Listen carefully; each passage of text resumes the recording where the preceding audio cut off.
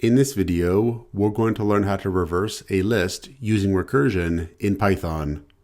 So for example, let's say we have a list of numbers.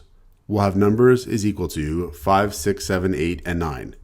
The reverse of this list would be a list with 9, 8, 7, 6, and 5 in this order. We'll write a recursive function, which is a function which calls itself, to solve this problem.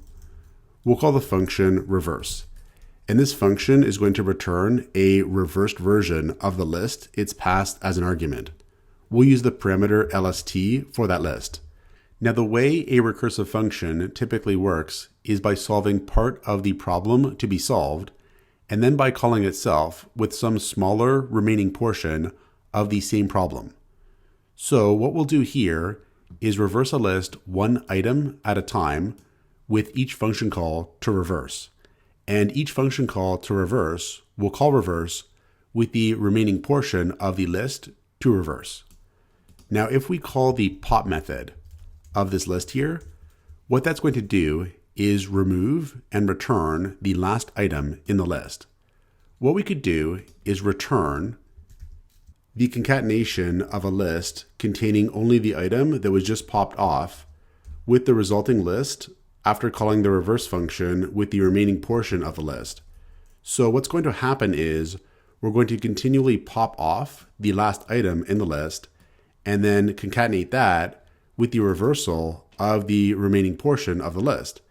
And this is going to reverse the list because, for example, with the first call to reverse, we will pop off 9. And so we're going to have return the concatenation of 9 with the result of calling reverse with the remaining portion of the list, which is going to be 5, 6, 7, 8. Then this call to reverse is going to pop off 8, and it's going to return the concatenation of that list with reverse when it's called with 5, 6, and 7. And this will continue because then we'll pop off 7, and this call to reverse is going to return the concatenation of the list containing 7 with the result of reversing 5 and 6. Now eventually, this list we pass to reverse is going to be empty, and that's when we want recursion to stop. So what we'll do is have here a check for that. We'll have if the list is equal to the empty list, then we're just going to return the empty list to stop recursion at that point. So eventually, we're going to concatenate together 9, 8, 7, 6, and 5, and then the empty list.